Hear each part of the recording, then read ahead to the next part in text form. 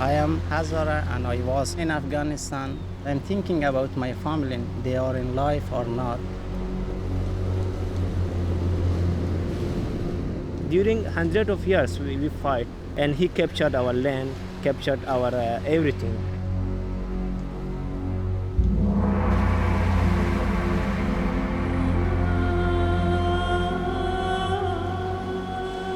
We, after all, have been an immigrant society. We have been a welcoming host to many peoples from all over the world. Our rich cultural diversity is something that we're very proud of. Immigration has been enormously beneficial to Australia. The enormous fuss that the government has made about a relatively small number of people, I think, puts Australia to shame. طالبان گرد خانه من محاصره میکرد، اذیت و آزار مردم ها زیاد میکرد، خرمانه های من آتش زدن و خانه من قد راکت زدن، خراب کردن. If we stop the unlawful movement of people to Australia, we would save a lot of money. If people are refugees, we want them to come through the front door and not through the window. People have been demonised. In international terms, they're not illegal. They're asylum seekers seeking refuge. We're told they're queue jumpers, but there's been no queue to jump.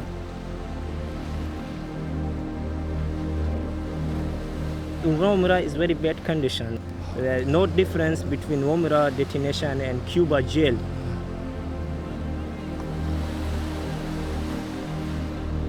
I'm going to stop using the word detention centres because they are in fact prisons. As far as we're concerned, detention has to be humane. We're not about punishing people. It's not intended to be punitive. It's not so difficult to process people, but unfortunately many people remain for 2 years, 3 years without any reason. If they are staying in the detention center for a long time, really, they become crazy. During 7 months I was in Woomera. There I saw many children. They had no futures. Don't destroy the future of the children. Governments agree that you have to be able to manage borders. Governments agree that sovereignty is important. Australia was never under threat.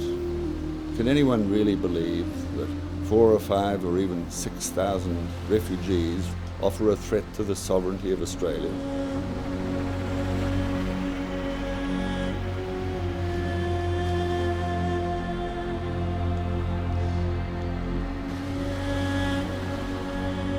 My father was a judge in Afghanistan. He was killed by Taliban. Now, how can I prove to the government of Australia I lost my father? How can we prove? I don't have any picture. Can you feel my situation or not?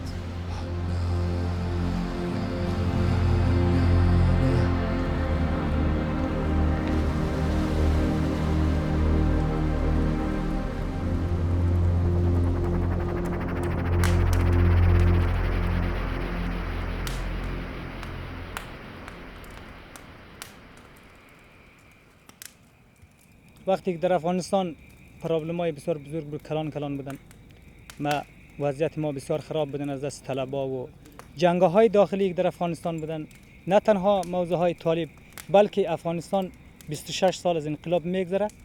در 26 سال طفل پیدا شده و کلان شده در افغانستان. اینا همه‌اش مثل آدمای وحشی، آدمای درنده. I don't care about this life, our life is... I don't care about life and death for us. Because if someone is not happy in their life, it's better you can go dead or you can alive. Nothing is different from death or life, I never enjoy my life. I never stay with my family, I lost my everything. Before Taliban came to kill a lot of children and women and take young women, But when come to our village and we put white flag in our house, but for to search our house but not kill. After 1 month and after few months, and they start killing to take young men. They took the young people to the front of line to join the fight, to kill the another nation. We don't want to do that because we don't know how we can fight with them. They're our friend. One of my friend killed by Taliban. He was run away from the house and the Taliban was on the way. The Taliban said to my friend stop, and he don't want to stop. He was running and the Taliban shoot him. And after that I was run away from my house. I went to the mountain just about 5 days or 6 days, and after that the Taliban just gone to another village, and just I come back in my home, and my mother told me the Taliban took your father and is still searching for you, Taliban. And my mother told me just I want to send you another country, and she talked with a smuggler.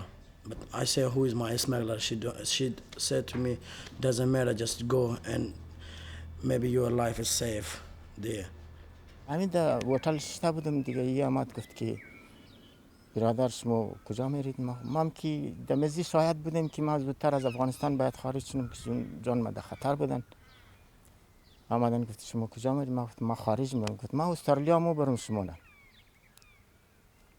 گفتم که صحیحه که استرالیا مو بریم. مرم دیگه استرالیا. اما از اینجا آوردن دیگه ما دیگه یه طوری ما خبر نداشتیم که مثلا استرالیا در کجا است، چی حسابه، چی فارقه مردم است. نمی‌فهمیدم این چیزا. So you didn't ask to come to Australia? No, just says when we sent you the good country, peaceful country, not fighting. But we give money for them. Did you know you were coming to Australia? Before, no. What did you know about Australia before? Before we don't know, just we thinking about escape to leave our country, about fighting. ما اونجا به احساس خطر مرگ میکردیم. وقتی آمدیم دیدم که در دریام خطر مرگه. خب بالاخره من گفتم که سرنوشت مهاجر نمیه همش. باید مهاجر یا از بین بره در همونجا یا یک درام از بین بره. خب ما گفتم از بین میریم قطعا. ما بسیار در مشکلات. ما یک فکر میکنیم که خدا ما رسانده اینجا.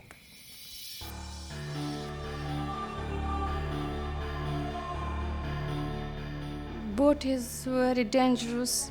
For 6 days, maybe 5 days, all of our body have pain, and all of children, women and men crying. کسی مثلا ما اعتبار نمیکردیم در یک کشتی ما برسیم به استرالیا و در یک کشتی ما 36 نفر بودیم. وقتی که تقریبا 13 روز ما داخل بعد از 13 روز کشتی ما میده شد ما در یک جزیره بسیار خرد بود. We have very least food, but for vomiting we can't eat, just we drink. For unfortunately we haven't water, but we drink water with oil, mixed with oil. It was too hard and we face a lot of difficulties. We cannot eat and all the time we were vomiting, especially with a small baby. It was too hard. When I take my daughter to the toilet, how I can hold to my baby not she fall down to water. And toilet is also very dangerous for us. Only we saw water and we couldn't think about our life. It's our last time. Maybe it's become to finish in water. The boat was very small. It was damaged in the big water.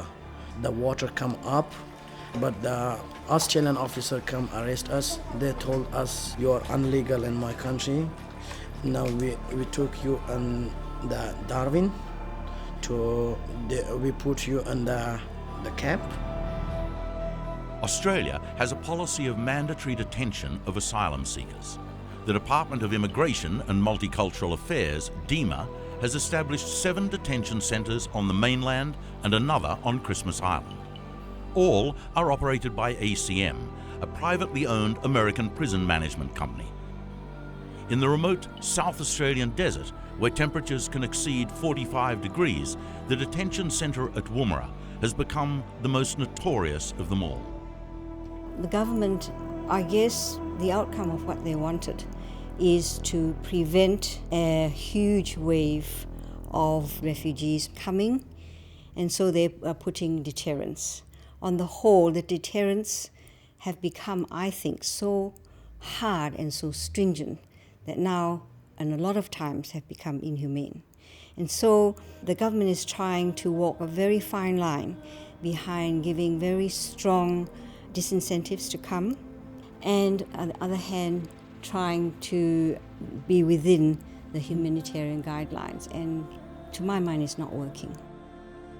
There is a difference between detention and incarceration.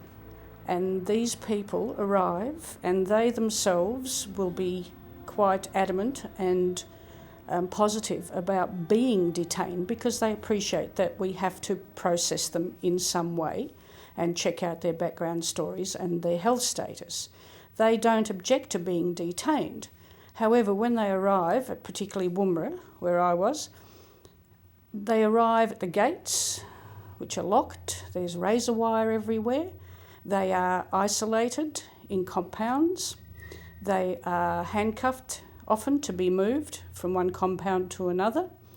They are not given information about where they are, what their status is, how long it will take for them to be processed, and they feel as if they are imprisoned, and incorrectly so, because whilst they are labelled as illegal migrants, they don't believe that they have committed a crime.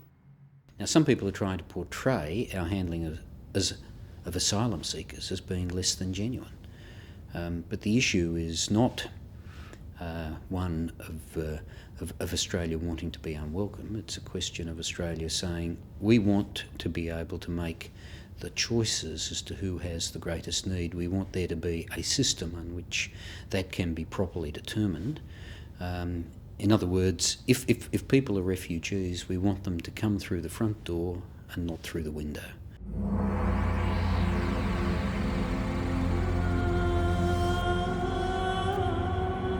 What was it like inside Woomera?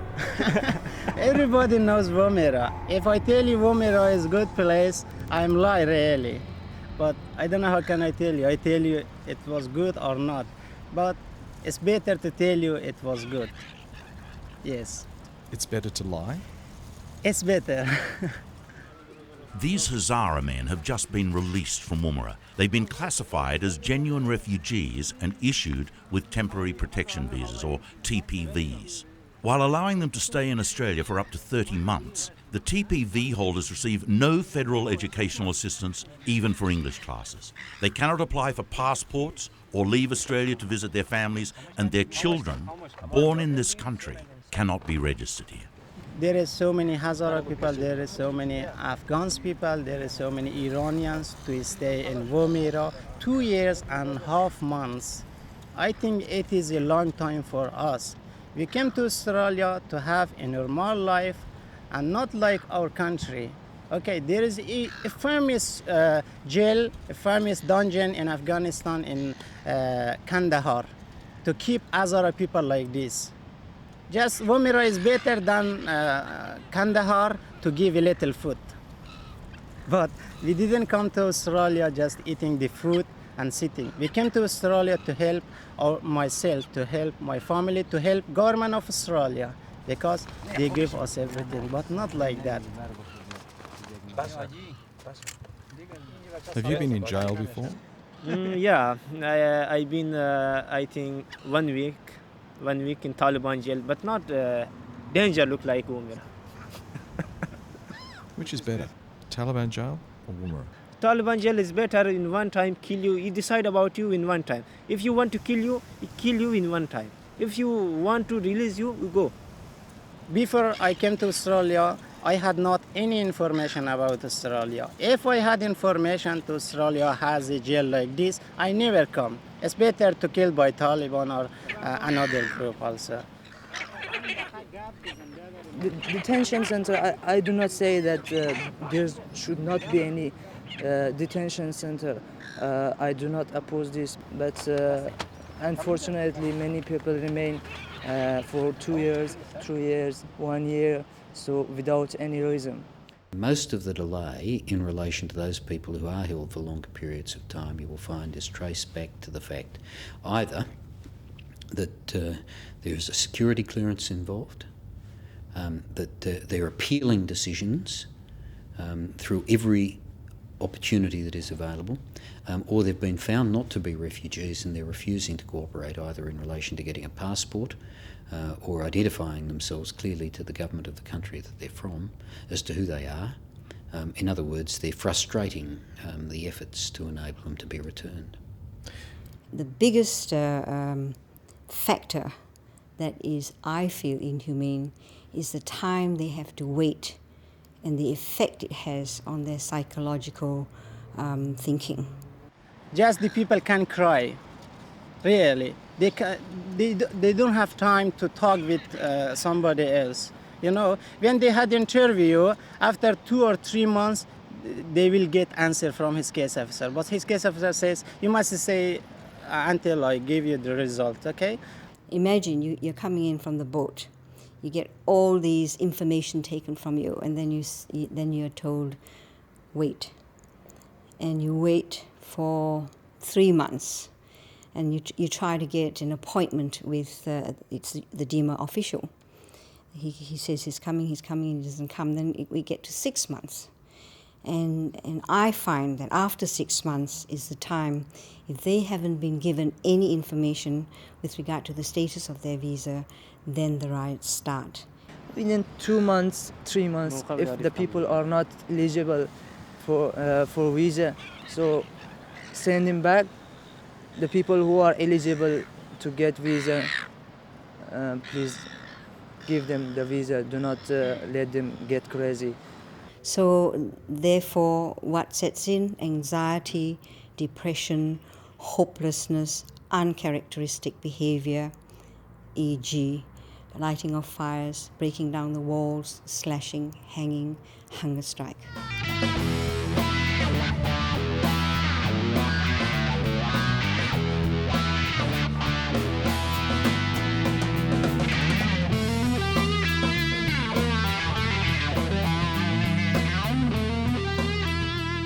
It's becoming more obvious that all is not well inside Woomera, and some refugee advocates are trying to increase awareness about conditions behind the razor wire. With detainees denied face-to-face contact with the media, they can only communicate by telephone.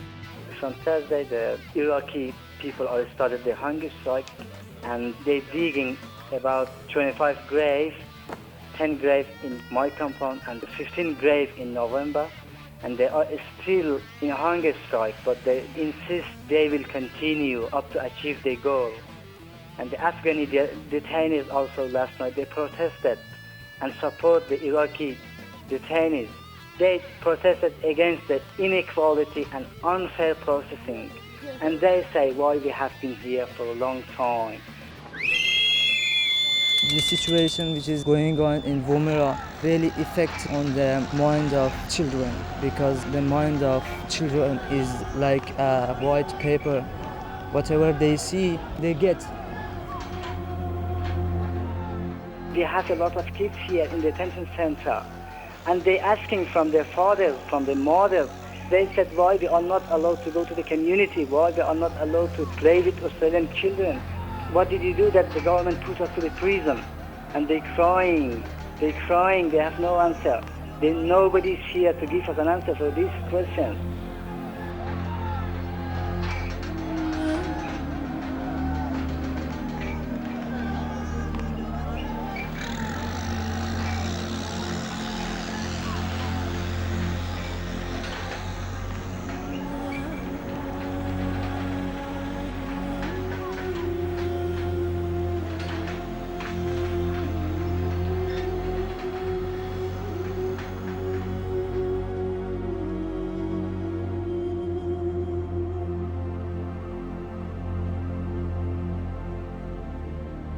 repairs to the fence will prove as temporary as the visas on offer.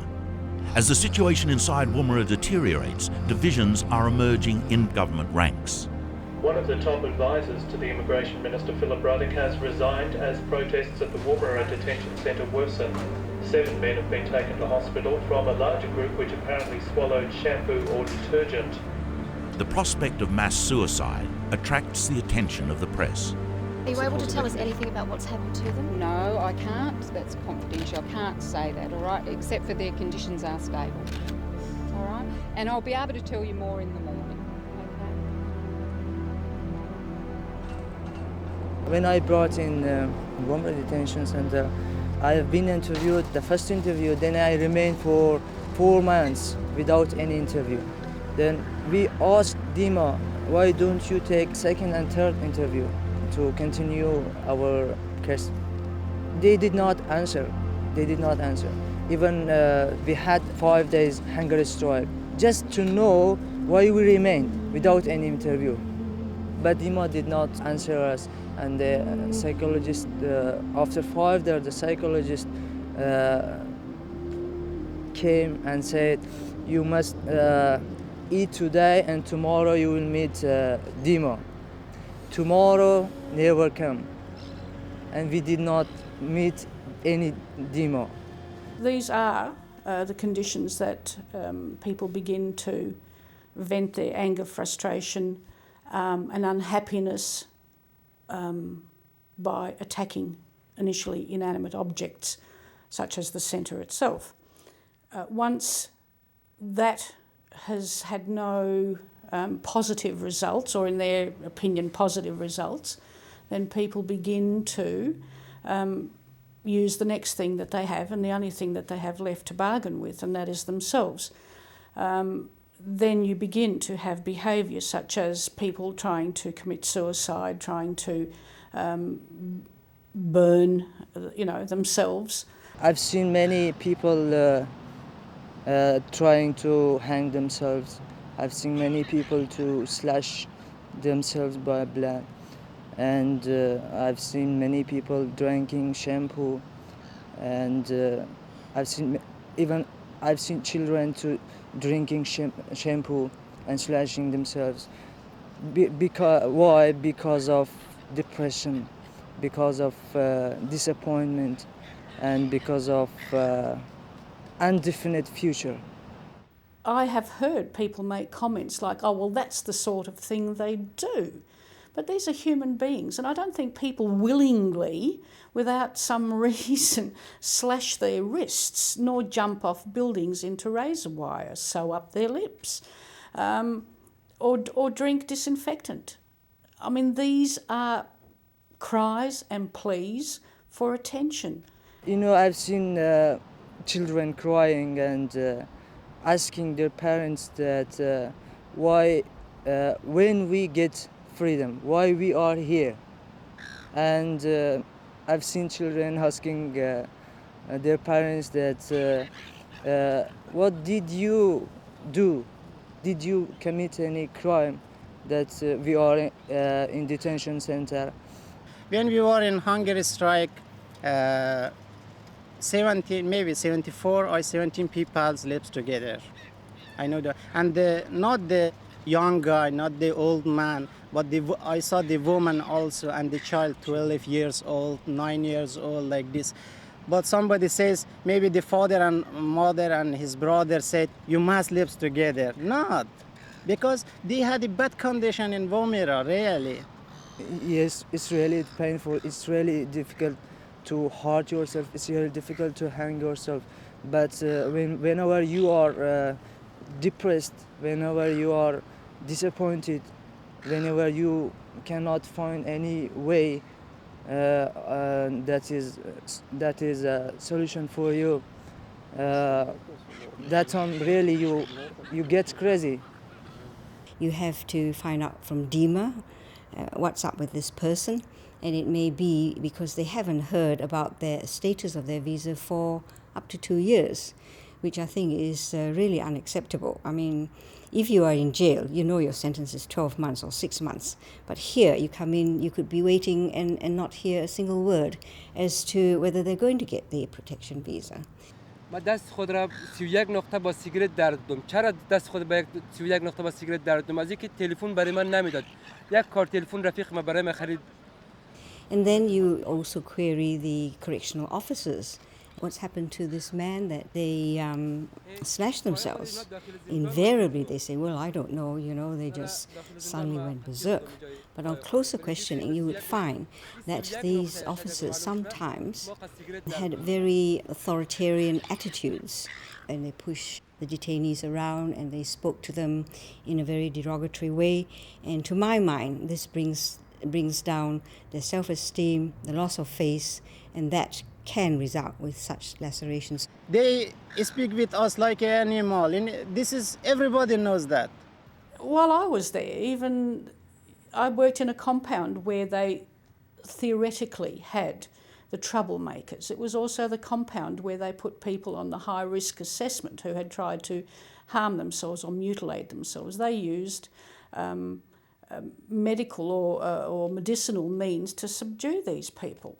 I went in and talked to some of them, and they were so, for want of a better word, drugged that their pupils wouldn't even retract in bright sunlight, and they were walking around like zombies. Now, I mean, this is medicinal management. This is not management of a centre. Whenever the people are depressed, so they get crazy. That's why they do not feel any pain. As I did this, and I sewed my leg together. And this is not just something these people do. I mean, what do they mean, these people? If this happened in our community, we would be seriously wondering what's wrong in the community. These people are not people who normally do such things. They're just people like you and me. In fact, they may be even more polite than the general Australian community, being brought up in the Middle Eastern culture, which has layers and layers of behavioral training. But when they just have nothing to lose, when they have no hope, when they've left their wives and their children and their whole culture back home, came on this dangerous journey to what they thought was the land of milk and honey, and be confronted with very tough-looking guards behind razor wires, very cool bureaucrats who tell you we have to wait for what Canberra tells me, and then the medical people who are just powerless to move any of the things that they want to know. It makes to be a very difficult situation. Yes, there are some people who will tell you, for the sake of trying to demonise the system, that they're treated in some appalling ways. But when you investigate them, you find that most of that is exaggeration. Now, I'm not saying to say that there's never inappropriate behaviour. Of course there might be. But in the main, we find human beings have respect for others. Detention is not easy policy. It's not easy for detention officers. It's not easy for those who are detained. But we try to do it humanely. Some of the young girls there, I'm sorry, this needs to be said. Some of these young girls, when they have their menstruation, have to go to the officers in the office box and ask for their sanitary pads. I mean, can you imagine what this does to a 13 or 14-year-old Muslim girl to have to front up to an Australian man to ask him for sanitary pads? What worries me is some of the medical conditions of a female nature we do not understand so fully. And for example, if they're taking the pill, I would like them to have a whole month's supply. But because of this very stringent way of keeping medication away, they have to queue up to get their Panadol or whatever they're taking.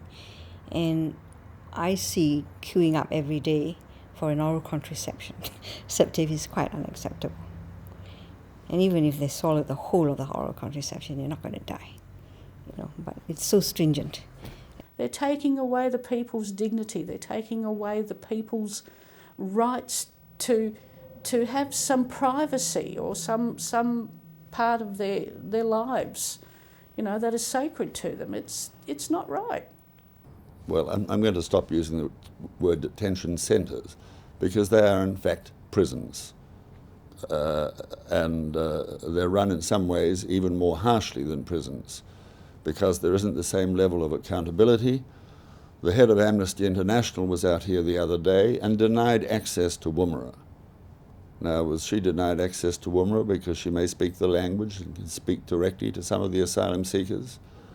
If there were people who wanted to go and there weren't operational issues, we'd accommodate it.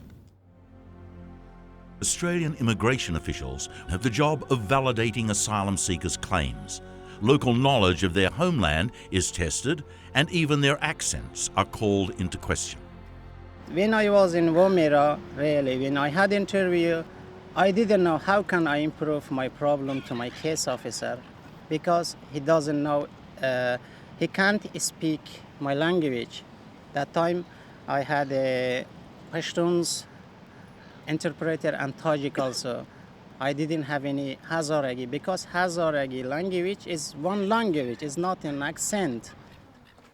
One of the amazing things that she says is that when she was interviewed by Dima, she had a Tajik interpreter.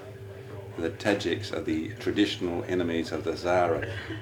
So she didn't even get someone who was sympathetic to her to interpret for her. Just I tell you about Hazara people, and Hazara people doesn't have any interpreter, you know that or not? Just when I have interview, they said, if you use the Iranians word or Pakistani words, I will reject it like this. I know the people, the name of Mr. He's from Afghanistan, now he is in Alarti, okay? But he got the rejection just because of one word. He used like this, for example, the Hazara people use the house kota. You know that or not, kota? He said, why you use this word? Maybe you have been in Pakistan for a long time, maybe you are from Pakistan. But I confirm him, he's Hazara, he's from Ghazni, I know him because I can speak his language. You know that or not? The press wait for developments, wait to file their stories. Media access to detainees continues to be denied. But suddenly, they are told that children from the detention centre will be taken for a rare visit to the town swimming pool. At last, a photo opportunity.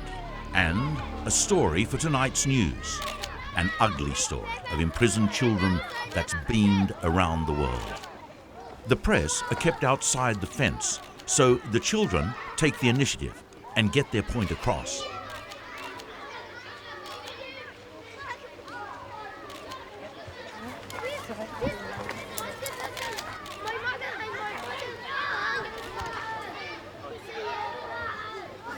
Persons, they harm themselves with shampoo and detergent. They are living in Woomera for more than 1 year. All of them are Iranian. Yeah.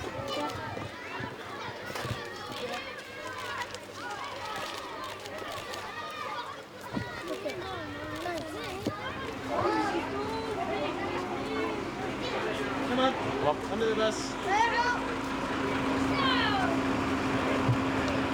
Right under the bus. Not bus, visa! boys. I want visa!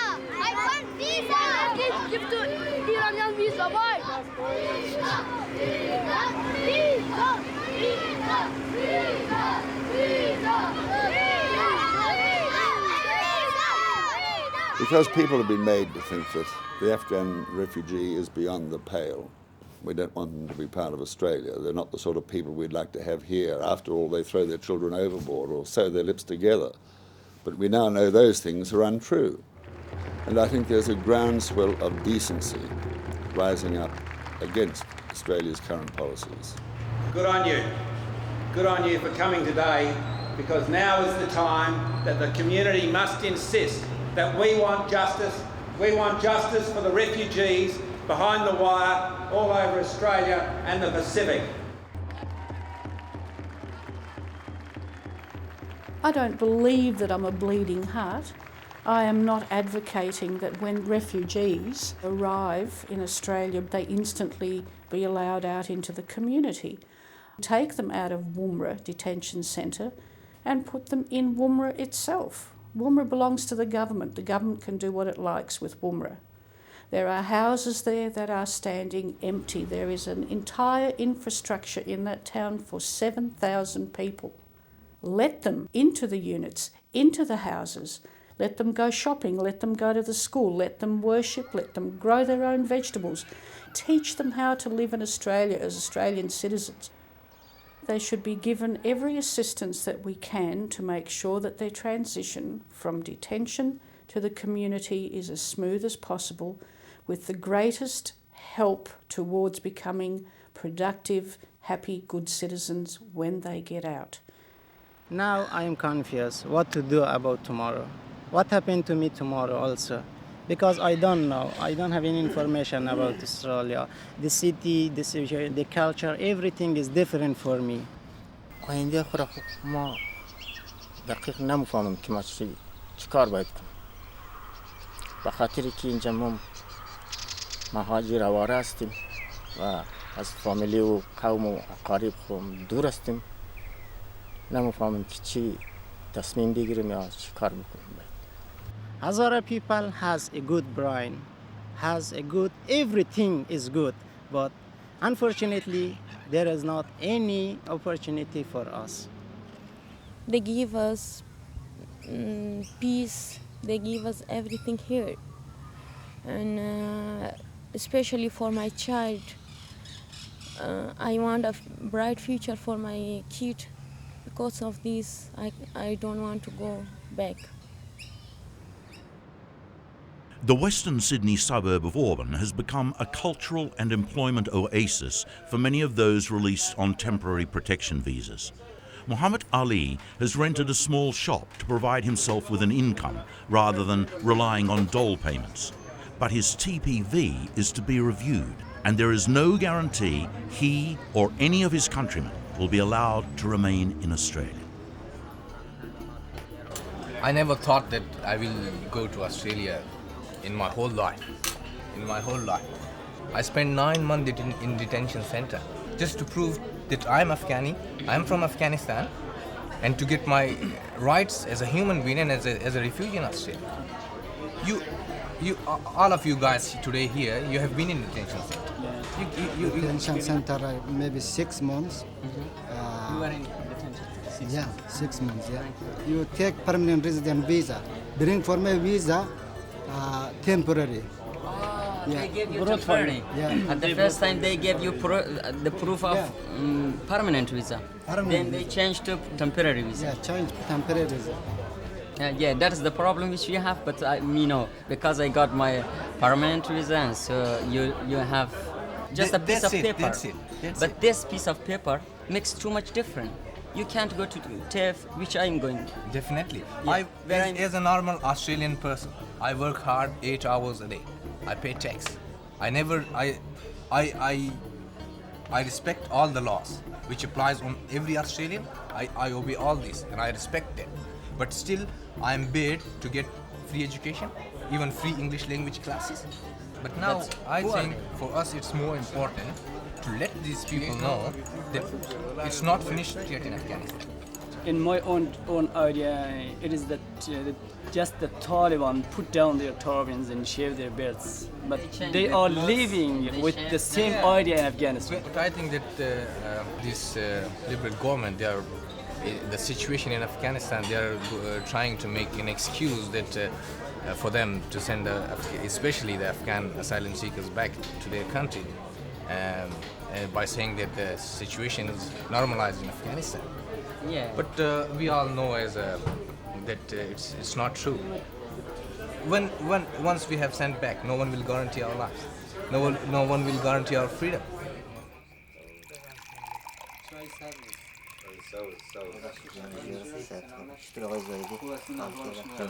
It's Nowruz, the Afghan New Year. Hosseini's thoughts turn to his beloved Afghanistan and his family, wherever they are.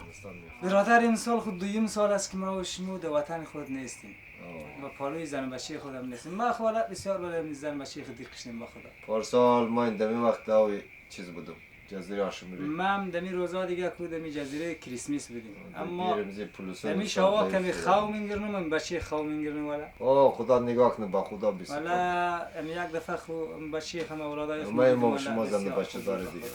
خیلی دلت من تنگ شده برادر دیگه باره. ولی شارن نیست بسیار دخشتیم با خدا می زن بچه دیگه نیست بسیار دخشتیم ولی. اما تو روز خواد برسه که ما و شما در افغانستان کنار پدر مادر دوباره بریم ببینیم اونا را با اونا. خب خدا بزرگ برادر مگه 100 در بسته یک دروازه فهمیدی صبر در مراد برسه. خدا مهربانه. But for Hosseini and his countrymen, the door that has opened may be only temporary, despite their contribution to Australia's economy. We've seen the Chinese and we've seen the Cambodians and the Vietnamese, and now of course this is a new wave of immigrant labour that has come into the area, and I guess it's only since they were released from the detention centres that a group of them gravitated into Loxton, and they've integrated into the company and into the district I think very well, and we see that as the new wave of opportunity of rural labour who are prepared to stay in the bush and work through rural crops as against the backpackers that have been transient through here for years but are tending to get a bit less. The fact is that people who come with low levels of skill, little in the way of English language capacity, and all they're able to do is pick fruit, work on a farm, they're competing for jobs in which in the Australian community there are lots of people with low levels of skill where people would say maybe they should get the jobs first. They're diligent guys, hard working, and they're basically multi-skilled. When you get to know the guys individually and what they've been doing in Afghanistan previously, there's a range of talent there that can be tapped into. The fact that in a competitive market you've got some people around the world who are prepared to work harder than perhaps even Australians are prepared to work doesn't necessarily mean that we ought to be accommodating those people again who had the money to pay smugglers and came without authority. It's not easy to get somebody that likes the work and willing to learn, as Joe was. Got the Afghan boys nearly 2 years ago now who were getting Australians, mostly Australians, sometimes backpackers. Our experience was that they only wanted to stay around 2, 3, 4 weeks, but then you just get them trained up and they like to move on. A bit concerned that the government plans on sending them back to Afghanistan when their visas expire after 3 years. We're not very happy about that at all. Get good workers like that, they should be allowed to stay in Australia. It's very hard to get, reliable pickers in this sort of industry. While some rural employers embrace the refugees and work to integrate them into the community, many other asylum seekers remain incarcerated. With increasing public disquiet about the conditions in the camps, the groundswell of decency builds to a tidal wave.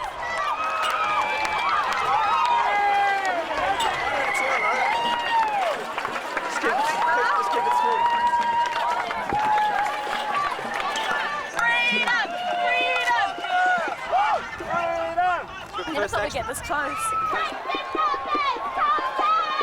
Come on, everyone, run! We got to come up. Free the refugees! Free the refugees!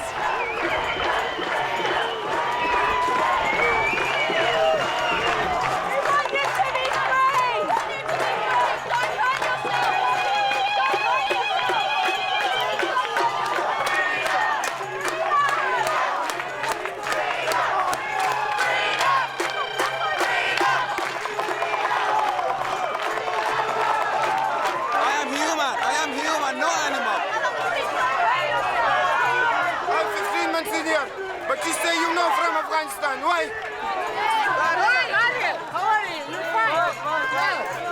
من بردم هسترلی همیشه بیون بخوام مرزی زندان بیرون کده دیوان نشد همه بچه دیوان نشد بدبخت شد همه به خدا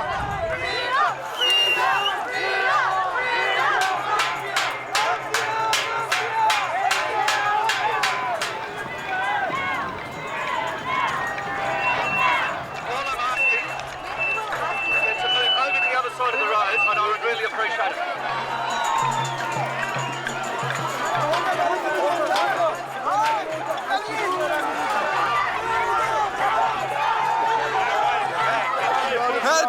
people, help me! Help us, help us!